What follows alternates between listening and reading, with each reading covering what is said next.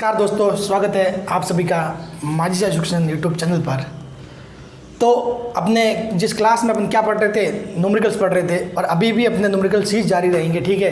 क्योंकि कुछ चीज़ें और न्यूमेरिकल्स की बाकी रह गई है और इसमें अपन न्यूमेरिकल के अलावा ये प्रतिरोध, उसके अलावा वी और आई निकालने की न्यूमेरिकल और उसके बाद बैटरी के बारे में अपन पढ़ने वाले हैं।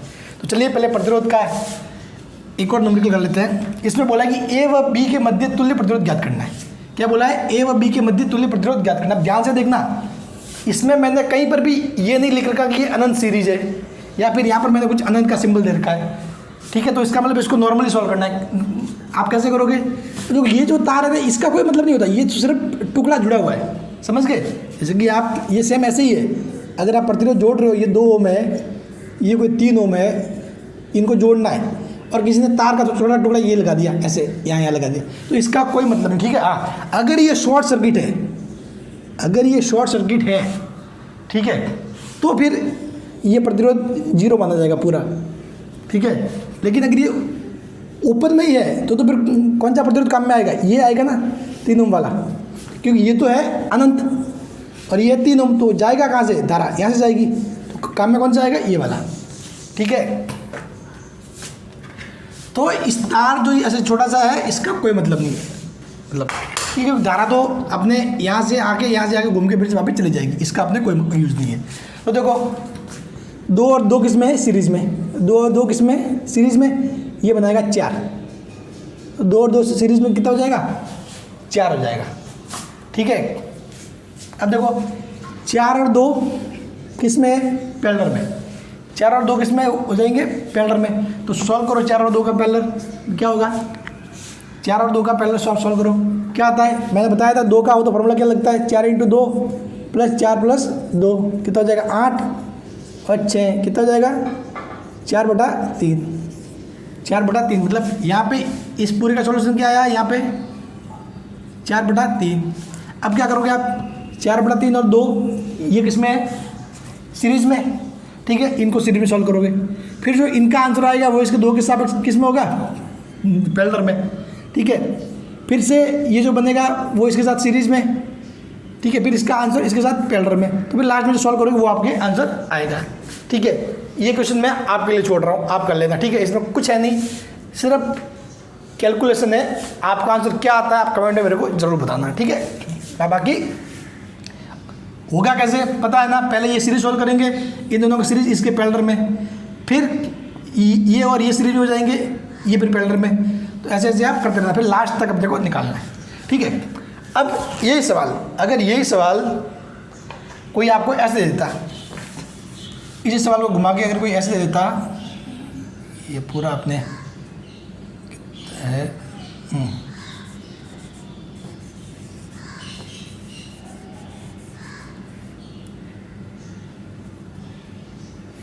चलो इसको पूरा ही बनाते हैं अपन।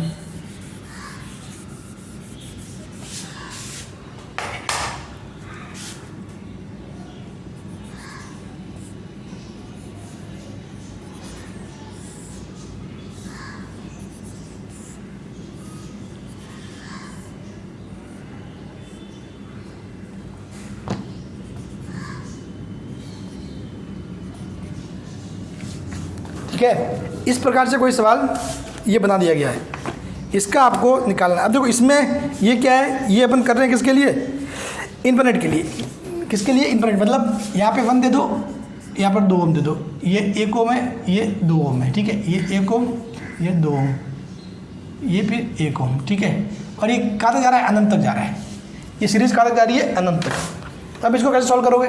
तो अपने को निकालना है ए व बी के मध्य तुल्य प्रतिरोध। तो मैंने मान लिया कि भाई ए व बी के मध्य तुल्य प्रतिरोध कितना है? RAB = R। RAB = R। मैंने आपको पहले ही बताया था कि जहाँ से रिपीट होना स्टार्ट होता है, जहाँ से सीक्वेंस, ये जो क्रम रिपीट होना स्टार्ट होता है, रिपीट कहाँ से हो रहा है भाई? 1 और 2, फिर वापस यहाँ से रिपीट होना स्टार्ट हो रहा है। कहाँ से? यहाँ से इस वाला पोर्शन रिपीट होना स्टार्ट हो रहा है। तो इस वाले पोर्शन को पीछे वाला जो बचा है, इसको किसके बराबर मान लो? जो आपका तुल्य जो R माना है उसके बराबर, समझ गए। ये इस वाला पूरा पोर्शन क्या हो जाएगा? तुल्य R के बराबर। कारण मैंने बताया था कि भाई ये पूरा इनफाइनाइट है, इस इनफाइनाइट में से ये पार्ट निकाल लो, फिर भी पीछे क्या रहेगा? इनफाइनाइट रहेगा। समझ रहे हो? तो सेम चीज़ वही है, अगर ये पूरा आर है तो इसमें ये छोटा सा निकाल दो तो पीछे भी क्या रहेगा, आर ही रहेगा, उसका कोई मतलब नहीं है, ठीक है। तो अब ए के बी के मध्य तुल्य प्रतिरोध का फार्मूला क्या जाएगा, देखो डायग्राम क्या बन जाएगा लास्ट में डायग्राम बन जाएगा ए बी 1 2 और ये कितना हो जाएगा, आर हो जाएगा, ये कितना हो जाएगा, आर हो जाएगा। और ये तो अपन ने पहले ही आर मान रखा है कि भाई R A B is equal to R, ठीक है। अब देखो सॉल्व करो, ये किस में है, सीरीज में, तो r प्लस 2 और ये r प्लस 2 और 1 किस में है, पैरेलल में, तो वो किसके बराबर, अब इस 1 और r प्लस 2 का पैरेलल सॉल्व करोगे तो किसके बराबर आएगा, r ए बी के बराबर। तो आपको पता क्या हो जाएगा, r ए बी बराबर 2 इंटू आर प्लस 2 और सॉरी 2 नहीं 1 है ना, हाँ 1 इंटू आर प्लस 2 और 1 प्लस आर प्लस 2।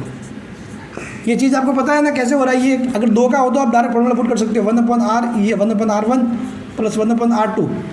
तो आपको पता है 1/r जब आप करोगे सॉल्व तो नीचे क्या था, r1 r2 प्लस r1, ऐसे होता है सब सॉल्व करने पर। जब उल्टा लिखोगे तो r बराबर क्या होता है, r1 r2 plus r1 plus r2। तो इसलिए 2 के केस में आप शॉर्ट में सॉल्व करने के लिए रख सकते हो कि भाई ऊपर वालों का गुणा नीचे वालों को जोड़ के भाग दे दो, ठीक है। तो ये आ जाएगा। अब अपने को पता है कि आर ए बी कितना है, वही है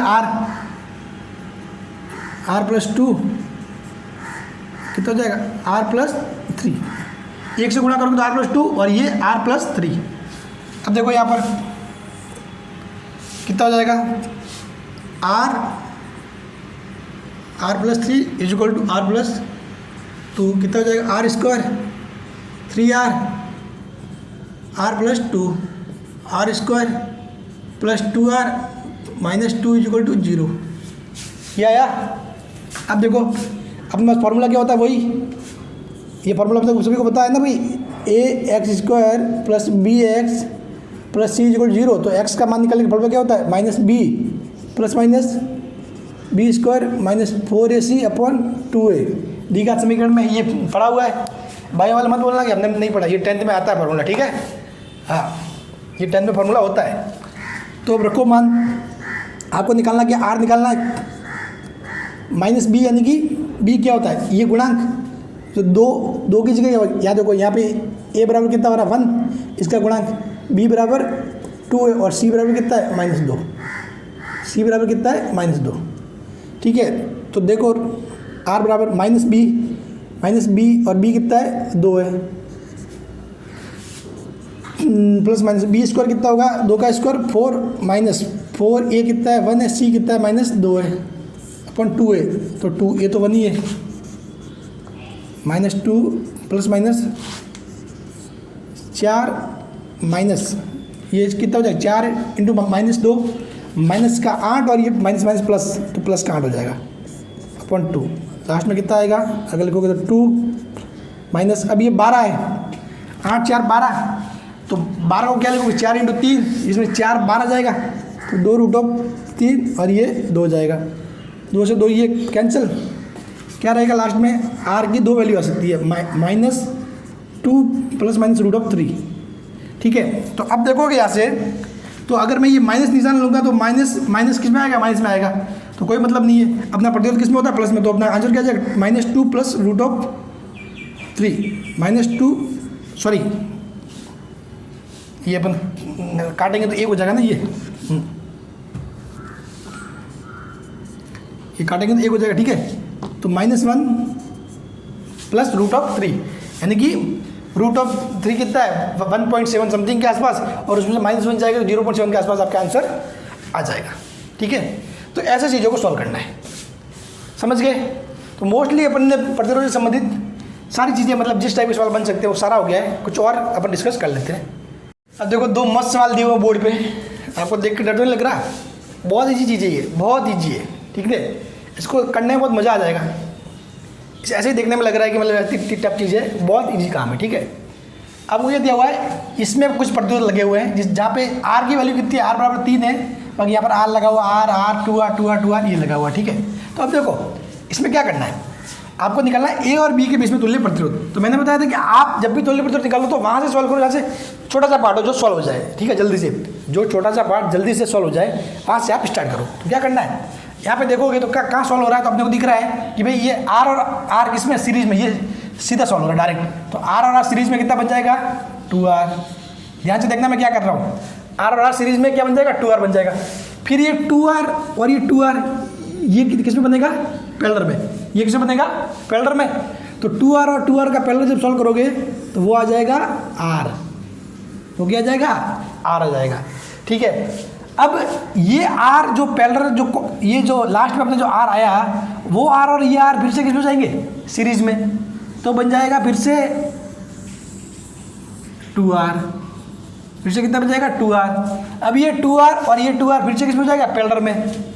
तो क्या बन जाएगा इसका सॉल्यूशन बन जाएगा r, ठीक है। अब ये r और ये r फिर से किस में जाएगा, सीरीज में, समझ गए, सीरीज में। तो बना दिया 2r, ये 2r फिर से इस 2r के पैरेलल में वो बनाएगा r, ठीक है, वो बनाएगा r। और फिर ये r और r ये किस में हो जाएगा, ये पैरेलल में हो जाएगा। तो r और r हो जाएगा r बाय, एक मिनट, अपन ने कहीं पे मिस्टेक कर दी, कहीं पे भूल गए अपन। देखो r और r 2r के सापेक्ष r निकल गया। फिर ये r और r 2r इस 2r के सापेक्ष r हो गया। फिर r प्लस r 2r और इस 2r बना दिया, r बना दिया, ठीक है, r बना दिया। हाँ, अब ये r और r, ये r और ये r किसमें, सीरीज में। तो ये हो जाएगा 2r। तो अब लास्ट में क्या रहेगा, ये 2r और r किसमें बन जाते हैं, पैरेलल में। किसमें बन जाएंगे, पैरेलल में। जब आप सॉल्व करोगे तो कितना आ जाएगा, r इंटू 2r और r प्लस 2r कितना आ जाएगा, 2r स्क्वायर अपॉन 3r। जब आप इसको सॉल्व करोगे, कैंसिल करोगे तो आ जाएगा 2r बाय 3। कितना आ जाएगा, 2r बाय 3। और r की वैल्यू कितनी दी हुई है, 3। r बराबर 3 रखोगे तो कितना आ जाएगा, अगर r बराबर 3 रखा है यहाँ पर तो कितनी वैल्यू रहेगी, सिर्फ 2। फाइनल आंसर क्या आएगा, 2। 3 रखते ही 3 से 3 कैंसिल। अब देखो इसको मैंने कैसे किया है, आप समझ गए लॉजिक। आपको ऐसे आप चाहो तो एक बार में ऐसे समझने के लिए एक बार में कि भाई इसको सॉल्व करने के बाद फिर से नया डायग्राम बना कर सकते हो, लेकिन उतना कुछ करने की जरूरत है नहीं, क्योंकि अपने को पता अभी r और r 2r बन रहा है, ठीक है। ये 2r इस 2r के पैरेलल में, तो बना दिया r बना दिया फिर से। फिर ये r इस r के सीरीज में हो जाएगा। ऐसे कर करके आपको लास्ट तक यहाँ तक आना, ठीक है। तो ये आप कोशिश करना, बहुत ईजी है, देख के डरना मत, ठीक है, देख के डरना मत, बहुत ईजी है, बस इसमें घुसना है। आप लोग क्या करते हो, बहुत बार चीज़ों को देख के डर जाते हो। चीज़ें जो होती है एक्चुअल में जो दिखती है उतनी टफ होती भी नहीं है बहुत सारी चीज़ें, ठीक है। अब देखो ये सवाल, तो इसका तो आ जाएगा, कितना आ जाएगा लास्ट में आ जाएगा अपना ए बी के सापेक्ष, r a b के सापेक्ष आता है आंसर लिख लो ध्यान से ताकि आप सॉल्व करो। तो 2r बाय 3 कितना, 2r बाय 3। फिर अपने r बराबर 3 दिया हुआ है तो 3 रखते ही कुल मिला के 2 ओम आ जाता है।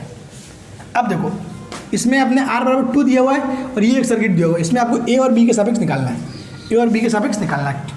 तो अब देखो ये भी बहुत ईजी है, कैसे, जब आप सॉल्व करोगे तो आपको पता है ये किस में है, r और r पैरेलल में, तो r बाय 2, ये r और r पैरेलल में कितना हो जाएगा, r बाय 2, ठीक है। समांतर में तो भाई कितना, ये हमेशा शॉर्टेड टाइप में कुछ अगर दो चीज़ें अगर समांतर में कि 4 और 4 समांतर में तो उनका आधा हो जाता है, 2 हो जाता है। क्यों होता है, वही मैंने बताया कि भाई 2 का होता है r into r upon 2r, तो r से r कैंसिल, r बाय 2, ठीक है। ये सारी चीज़ें प्रैक्टिस करने पे अपने आप आ जाती है। तो r बाय 2, ये r बाय 2।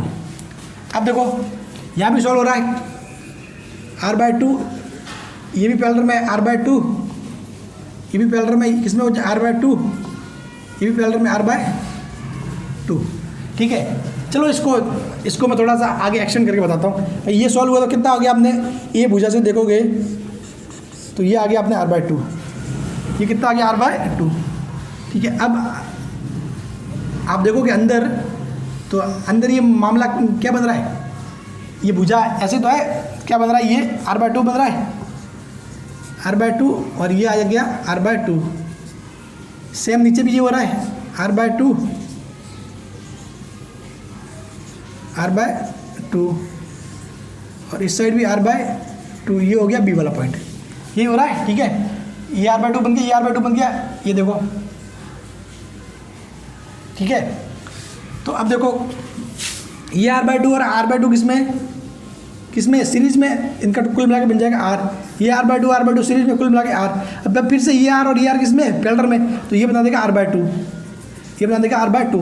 अब ये r/2 और r/2 किसमें, सीरीज में, तो कितना हो जाएगा 3r/2। लास्ट में आंसर क्या आ जाएगा 3r/2, आंसर आ जाएगा 3r/2। अपने क्या दिया हुआ है, r बराबर 2 दिया हुआ है, तो r 2 रखते ही लास्ट आंसर क्या हो जाएगा 3। समझ गए।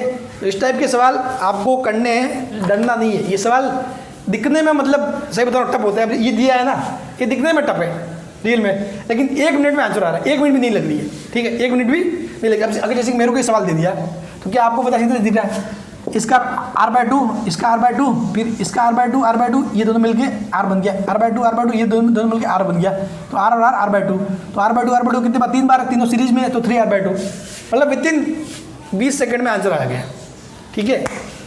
तो आप भी कर सकते हो ऐसे इजीली। तो अब मेरे ख्याल से प्रतिरोध से संबंधित सारे कॉन्सेप्ट मैंने बता दिए। अब सारा काम आप पर है कि आप कितनी प्रैक्टिस करते हो, ठीक है। कुछ घन से संबंधित डायरेक्ट फार्मूले हैं, वो मैं आपको लिखवा देता हूँ, वो आप याद रखना, क्योंकि बहुत बार सीधे चीज़ें पूछ ली जाती है। कुछ डायरेक्ट फार्मूले हैं घन से संबंधित, इनमें आपको ज़्यादा दिमाग नहीं लगाना है, ठीक है, इनको याद कर लो बस, ठीक है, क्योंकि कई बार डायरेक्ट सवाल इन पर आता है।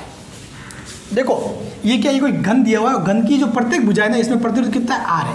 मैंने ऐसे करके बताया नहीं कि बाकी जो प्रत्येक भुजा E और H के बीच में प्रतिरोध r है, F और G के बीच में प्रतिरोध r, जो प्रत्येक भुजा है ना घन की, उसके बीच में प्रतिरोध कितना है, r है।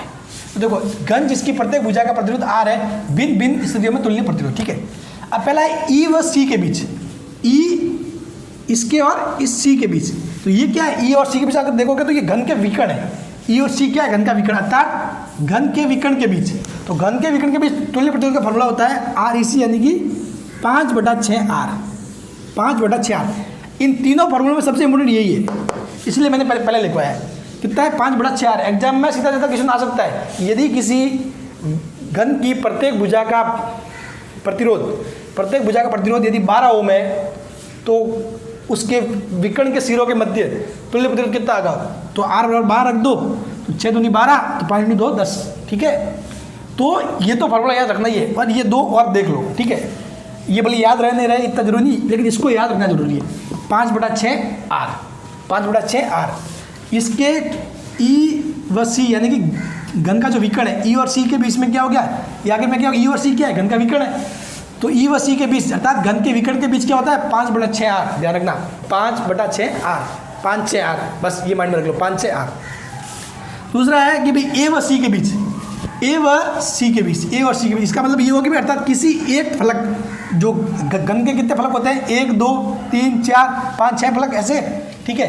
तो ये बोल रहा है किसी एक फलक कौन सा हो गया, मैंने मान लिया नीचे वाला फलक, तो एक फलक का विकर्ण ये वाला, तो इस विकर्ण कौन बनाता है, A और C बनाता है विकर्ण, तो इनके मध्य क्या होगा, RAC 3/4R, 3/4R। उसी प्रकार A व B अर्थात घन की भुजा के सिरों, मैंने कोई भी ये भुजा ले ली, A और B कोई भुजा ले ली, इसके सिरों के बीच तुल्य प्रतिरोध तो कितना आ जाएगा, RAB बराबर 7/12R, 7/12R। ये आपको याद रखना है, बस इसको तो भूलना मत, इसको तो खोपड़ी में बिठा लो, इसको तो खोपड़ी में बिठा लो, ठीक है। 5/6R। और ये भी सिंपल है, अगर कोई फलक का विकर्ण तो 3/4, 3/4R और 5/6R, ठीक है। तो आप समझ गए होंगे मोस्टली, इसमें कोई डाउटफुल चीज़ नहीं है, ठीक है। अब देखो ये कुछ नहीं, इसको याद कर लो बस, बाकी अभी प्रतिरोध से संबंधित मैक्सिमम जो भी चीज़ें वो हो गई है, अब आपको ही करनी है प्रैक्टिस। और आप लोग जो पढ़ा रहा हूँ उस पर अच्छे से फोकस करें और पढ़ें, ठीक है, क्योंकि आपके लिए मैं भी मेरा टाइम बहुत ज़्यादा इन्वेस्ट कर रहा हूँ, ठीक है। और जो आपको चीज़ें दे रहा हूँ ना, जो कंटेंट, वो इतना अच्छे से शायद कोई नहीं दे रहा होगा, ठीक है ना। जो कोचिंग्स में भी है ना, बहुत सारी फालतू की चीज़ें पढ़ाई जाती है, मैं आपको पॉइंट टू पॉइंट पढ़ा रहा हूँ, क्या चीज़ें जरूरी है वही पढ़ा रहा हूँ, एक्स्ट्रा एक भी नहीं पढ़ा रहा हूँ, और जो ज़रूरी है उसको अच्छे से समझा भी रहा हूँ, ठीक है। अभी तक देख लो, मैं अभी तक KCL शब्द तक यूज़ नहीं किया, जबकि अपने जो ये जो चैप्टर है उसका पहला ही टॉपिक क्या है, KCL और KVL, समझ गए। तो मैंने क्या किया, आपको सारा बेसिक बताया अभी तक।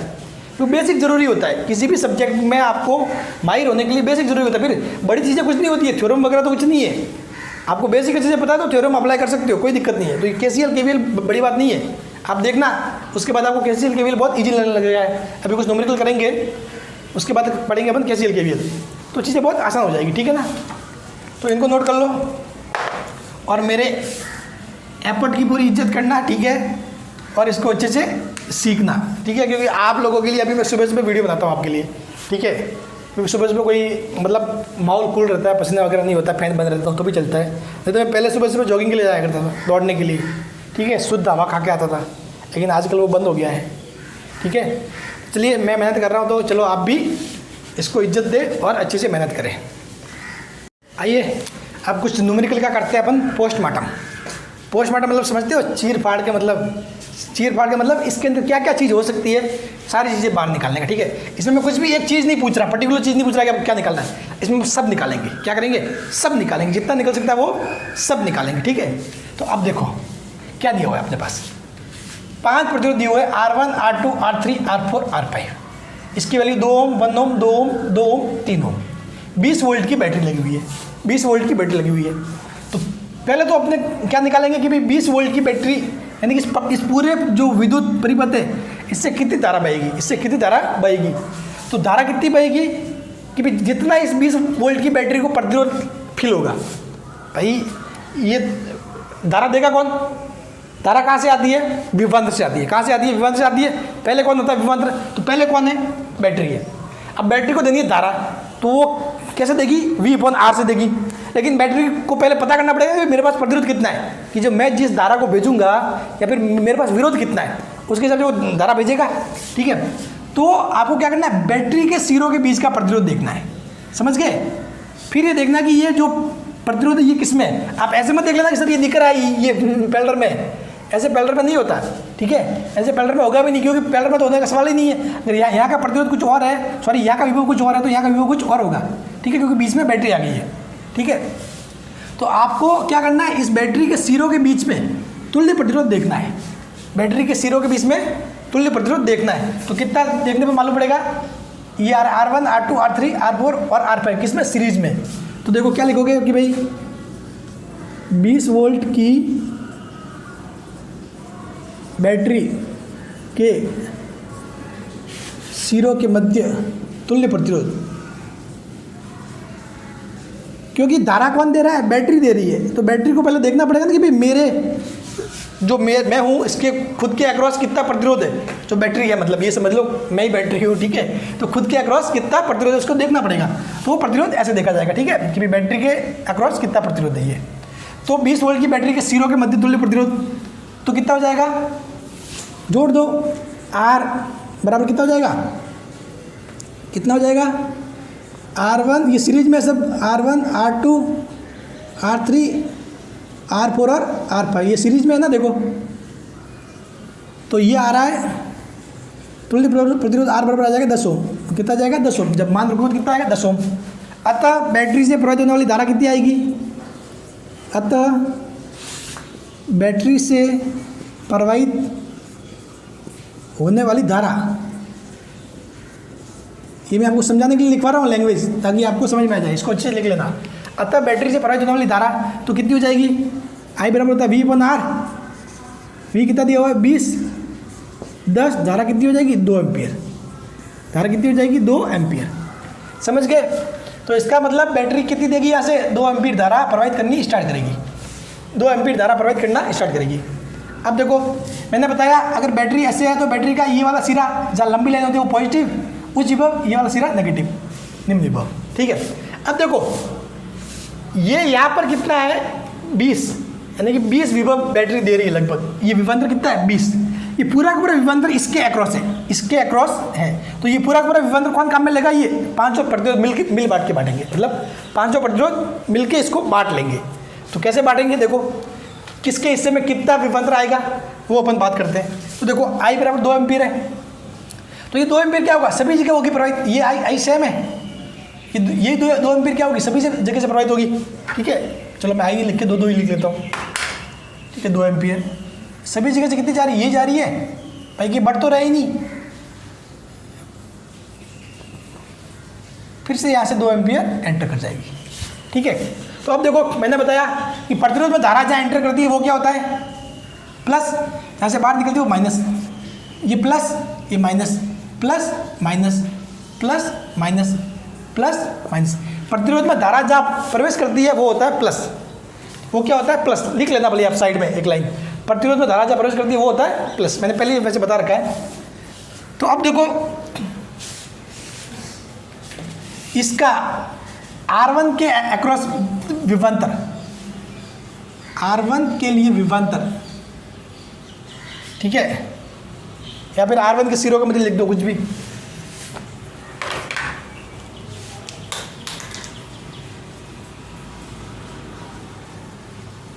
मध्य विभवांतर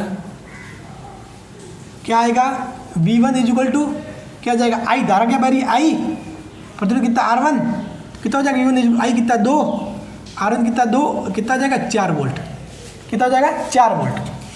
तो इसी प्रकार आप निकाल सकते हो V2, V3, V4 वगैरह, ठीक है। तो मतलब क्या करना है आपको, IR करना है, तो ये आ जाएगा प्लस माइनस 4 वोल्ट। ये देखो ये हो जाएगा प्लस माइनस 2 वोल्ट। ये कितना खा रहा है, प्लस माइनस 4 वोल्ट। ये भी कितना खाएगा, प्लस माइनस 4 वोल्ट खाएगा, और ये 6 वोल्ट खाएगा। ये कितना खाएगा, 6 वोल्ट। समझ गए। तो यहाँ सब कुछ निकल गया। बैटरी से धारा कितनी आ रही वो भी निकाल दिया, इस परिपथ से धारा कितनी बह रही वो भी निकाल दिया, और ये प्रतिरोध कैसे बढ़ रहा, सॉरी ये विभवांतर कैसे बढ़ रहा है आपस में। तो अब देखो अगर मैं इसको थोड़ा सा डायग्राम को सरल करके लिखूँ, इसको मिटा दूँ, ठीक है, इसको मिटा दूँ, बाकी आप V2 के लिए लिख सकते हो V2 into IR2, V3 into IR3, ऐसे करके आप लिख लेना, ठीक है। अब इसको मैं मिटा देता हूँ, कुछ चीज़ें आपको समझानी है। अब देखो यहाँ से अगर मैंने मिटा दिया तो ये देखो यहाँ से क्या हो रहा है एक्चुअली में,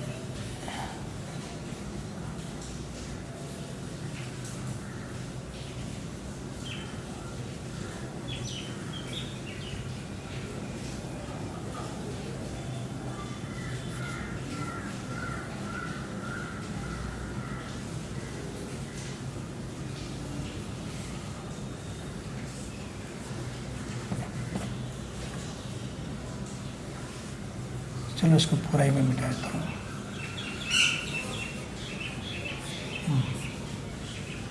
ठीक है, अब देखो इसको,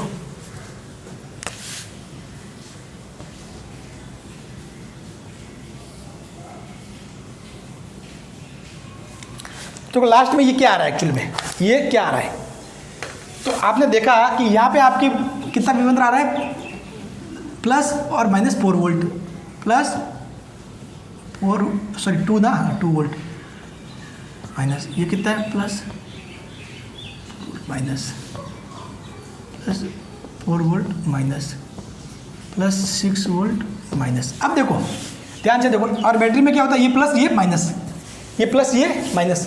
तो अब देखो ये बैटरी का विभवांतर ना, ये पूरा का पूरा मिल किसको रहा है, इसको मिल रहा है, पूरा का पूरा इसको मिल रहा है।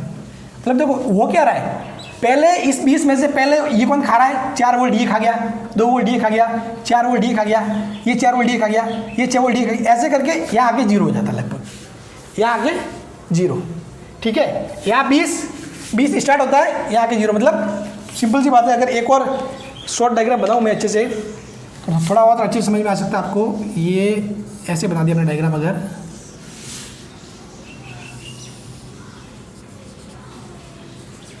2 3 4, हाँ ठीक है। अब देखो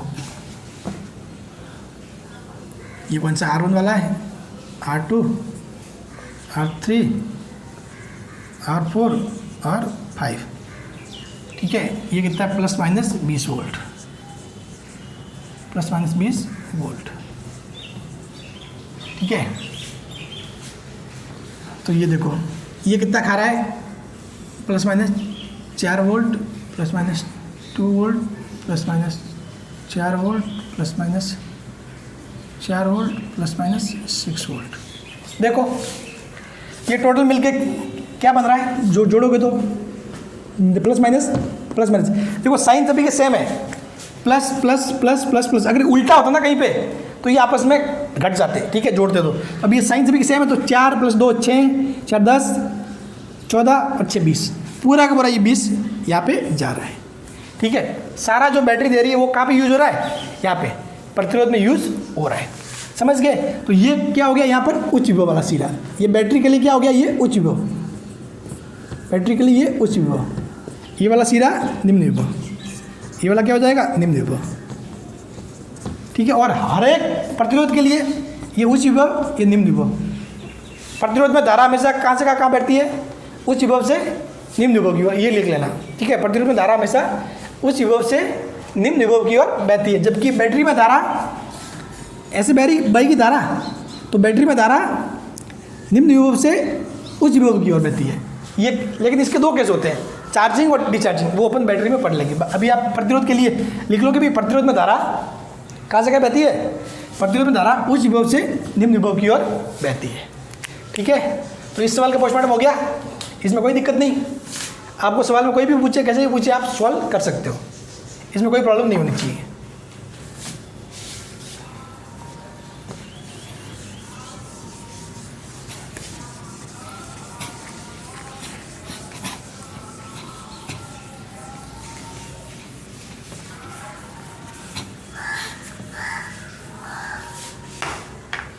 अब चलो अपन क्या करते हैं, इसका पोस्टमार्टम। अब अपने समांतर क्रम में ले लिया, तो देखो यहाँ पे क्या बैटरी है 11 वोल्ट की है, 2 ओम 3 ओम 6 ओम किसमें, समांतर क्रम में। वैसे भी अगर नहीं भी है तो अपन पता कर लेते हैं भाई समांतर में है या नहीं है, ठीक है। तो देखो ये बैटरी दी हुई है, अगर ये बिंदु कुछ भी ए है, बैटरी का ये बिंदु ए है, ये भी क्या हो जाएगा, जहाँ तक देखोगे वहाँ तक क्या ए ही है।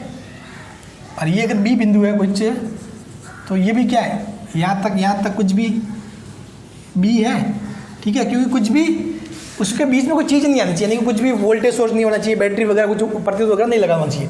तो वो क्या होता है, ये शॉर्ट सर्किट हो गया पूरा पाथ ऐसे। तो ये क्या होता है, सेम रहता है, कि यहाँ से लगाकर बी ऐसे करके ऐसे कर, यहाँ से यहाँ तक सेम ही रहेगा, ध्यान रखना, ठीक है। तो अब देखो, अब इस बैटरी को ये दिख गया, अब बैटरी को देनी है धारा। तो बैटरी धारा देगी कैसे, बैटरी पहले क्या चेक करेगी कि भाई मेरे अक्रॉस तुल्य प्रतिरोध कितना है।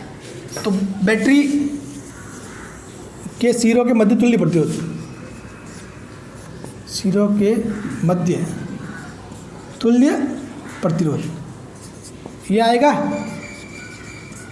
अपने को निकालना है बैटरी के सिरों के मध्य तुल्य प्रतिरोध। तो देखो बैटरी के सिरे कौन से, ए और बी, यही है भाई। ये तार मैंने यहाँ लगा दिया, इसको यहाँ भी रख सकते हो, कोई दिक्कत नहीं है, पॉइंट सेम ही है। मैंने बताया ना कि भाई ज्योमेट्री के हिसाब से ये अलग अलग हो सकता है, लेकिन विद्युत के हिसाब से ये सेम है, क्योंकि ये समविभव बिंदु है। ये वाला क्या है, समविभव बिंदु। ये भी निम्न विभव वाला बिंदु है, यहाँ से लगाकर ये भी निम्न विभव, निम्न विभव, निम्न विभव, सारे ये भी निम्न विभव, निम्न विभव, ये भी बी होता है, ये भी बी होता है, ये भी बी होता है, ठीक है। ये ए है तो ये भी क्या होता है, ए होता है, ये भी ए होता है और ये भी ए होता है, ठीक है। तो सारे प्रतिरोध देख लो, सारे किस किस के बीच में, ए बी के बीच में, ये भी ए बी के बीच में, ये भी ए बी के बीच में, ये भी ए बी के बीच में। तो तुल्य प्रतिरोध क्या हो जाएगा, तुल्य प्रतिरोध निकालोगे आर ए बी, तो जब सॉल्व करोगे 1/r = 1/2 प्लस 1/3 प्लस 1/6 सॉल्व करोगे तो आएगा 1 ओम। इसका तुल्य निकालोगे वो आप निकाल लेना, ठीक है। तो कितना आएगा, 1 ओम।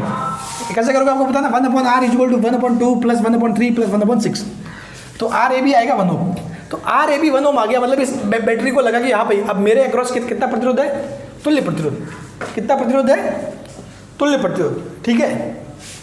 सॉरी, तुल्य प्रतिरोध कितना है, मतलब 1 ओम, ठीक है। तो मेरे अक्रॉस तुल्य प्रतिरोध कितना है, 1 ओम हो गया। तो अब ये 1 ओम मान के धारा देगा, तो धारा कितनी आएगी, बैटरी से धारा I = V/R, I = V/R, ठीक है। तो V कितना हो जाएगा, 11 और R कितना 1, तो 11 एम्पीयर धारा, 11 एम्पीयर धारा निकलेगी। तो बैटरी से कितनी निकलेगी धारा, 11 एम्पीयर और 11 एम्पीयर, ठीक है। तो अब ये 11 एम्पीयर क्या है, घूम के इसको वापस आना, बैटरी से जितनी निकलेगी उतनी तो वापस आएगी, ये गारंटी है, इसमें कोई दिक्कत नहीं है। लेकिन रास्ते में क्या होगी, ये 11 एम्पीयर 3 भागों में बढ़ जाएगी। रास्ते में 3 भागों में बढ़ भाई यहाँ आएगी, तो इसके लिए तो क्या ये भी एक रास्ता है, ये भी एक रास्ता है, ये भी एक रास्ता है, ठीक है। तो धारा 3 भागों में बढ़ जाएगी। और आपको पता है समांतर में क्या होता है, समांतर में विभवांतर समान होता है, श्रेणी क्रम में धारा समान होती है। पिछले सवाल में अपने क्या था, श्रेणी क्रम में धारा समान थी, विभवांतर अपने को अलग अलग मिला। वो अलग अलग भी हो सकता है, सेम भी हो सकता है, जैसे कि कुछ के लिए सेम आया था, कुछ के लिए अलग अलग था, ठीक है। तो अब यहाँ पे क्या होगा, विभवांतर समान होगा। तो अपने को पता है कि भाई VAB अगर मैं मानूँ, इसको R1 मानूँ, इसको R2 मानूँ, इसको R3 मानूँ, ठीक है। तो R1 से जाने वाली धारा, तो R1 से जाने वाली धारा मतलब क्या हो जाएगा, क्या हो जाएगा, धारा I1 मान लो, इसको बोलिए I1 मान लो, इसको I1, इसको I2, इसको I3। तो I1 बराबर क्या आ जाएगा, V1 अपॉन R1। और V1 क्या होगा, AB भाई, ये तो है, ये पॉइंट पूरा पूरा पूरा किसके बीच में है, AB का क्या है 11 वोल्ट, समझ गए। ये पॉइंट देखो ए बी वाला ऐसे घूम के ये B है, ये मतलब अक्रॉस किसके है, बैटरी के अक्रॉस ही है, यानी कि जितना विभवांतर यहाँ है उतना का तो विभवांतर यहाँ भी होगा। और समांतर में विभवांतर क्या होता है, समान होता है। तो कितना हो गया 11/2, 11/2, ठीक है। V1 कितना है 11 और ये हो जाएगा 2, कितना हो जाएगा 5.5 एम्पियर। अब I2 लिखोगे तो क्या V2/R2, V2 कितना है वो भी 11 और R2 कितना है, R2 कितना हो जाएगा 3। तो ये 11/3 लिख सकते हो इसको, ठीक है। तो पॉइंट में ज़्यादा सॉल्व करने की जरूरत नहीं है। और I3 कितना है V3/R3, I3 कितना हो जाएगा 11/6, ठीक है। अब देखो यहाँ पे ध्यान से देखो, तो ये अप्रोक्सीमेट 2 के आसपास आ रहा है, ये आ रहा है अप्रोक्सीमेट, अगर 12 मान के चलो तो 4 के आसपास, ठीक है। लेकिन इसमें से 2 जा रही है, इसमें 4 जा रही है, इसमें से कितनी जा रही है 5 जा रही है, इसमें कितनी जा रही है 5 जा रही है। तो ध्यान से देखो, इसका प्रतिरोध ज़्यादा था, धारा कम जा रही है, इसका थोड़ा मीडियम था, थोड़ी अधिक जा रही है, इसमें सबसे कम था तो सबसे अधिक धारा जा रही है। तो इसका मतलब क्या हुआ भाई, मैंने बताया था ना कि धारा वहीं से जाएगी जहाँ से प्रतिरोध कम होगा, जहाँ उसको सबसे कम प्रतिरोध मिलेगा, धारा वहाँ से जाएगी। मैंने बताया था ना कल कि भाई कोई इंसान जा रहा है किसी रास्ते से, तो जिस रास्ते में थप्पड़ सबसे ज़्यादा कम पड़ेंगे वो उसी रास्ते से जाएगा, जहाँ पे ज़्यादा मार खाएगा वहाँ क्यों जाएगा, ठीक है। तो धारा हमेशा कम प्रतिरोध से ज़्यादा जाएगी, ये ध्यान रखना, धारा हमेशा कम प्रतिरोध से ज़्यादा जाएगी, ठीक है। तो ये क्या हो जाएगा I1 यहाँ से कितनी जाएगी 5.5 एम्पीयर। आप इन तीनों को अगर लास्ट में जोड़ोगे ना ये वैल्यू, तो कितनी है 11 के बराबर ही आएगी। जैसे कि ये कितना 11/2 है ना, ठीक है। तो इन तीनों को जोड़ो, 11/2 प्लस 11/3 प्लस 11/6, इनको जोड़ के सॉल्व करोगे ना तो कितना आएगा 11 ही आएगा। कितना आएगा 11 ही आएगा, ठीक है। तो कुल मिला के धारा ये 11 जा रही है और समांतर में आपस में बढ़ रही है। श्रेणी क्रम में क्या होता है, विभवांतर होता है, वो उनमें आपस में बढ़ता है, ठीक है। समांतर क्रम में धारा आपस में बढ़ती है क्योंकि विभवांतर समान रहता है, ठीक है। तो ये चीज़ें मेरे ख्याल से आपको समझ में आ गई होगी, अब कोई आपको दिक्कत नहीं होने वाली है। कुछ 1-2 लाइन से वो आप लिख लो, फिर उसके बाद चीज़ें आपके लिए आसान हो जाएगी। अब देखो ये इंपॉर्टेंट लाइन्स है जिनको आप लिख लो, ठीक है। तो एक समांतर क्रम में सिरों के मध्य विभवांतर का मान समान होता है, ठीक है। वो मैंने बता दिया, सब कुछ पोस्टमार्टम करके बता दिया, इसको सिद्ध करके बता दिया, सब कुछ बता दिया आपको। तो धारा क्या होती है, प्रतिरोध के मान के अनुसार आपस में बढ़ जाती है कि भाई जितना प्रतिरोध होगा, कम प्रतिरोध होगा तो धारा ज़्यादा जाएगी, ठीक है। तो धारा प्रतिरोध के मान के अनुसार आपस में बढ़ जाती है, ठीक है। जहाँ पे प्रतिरोध कम होगा वहाँ धारा ज़्यादा, प्रतिरोध ज़्यादा धारा कम, ठीक है। और वैसे भी आपको पता है I = V/R होता है, तो क्या होता है R बढ़ेगा तो धारा कम ही होगी, सीधी सी बात है, ठीक है।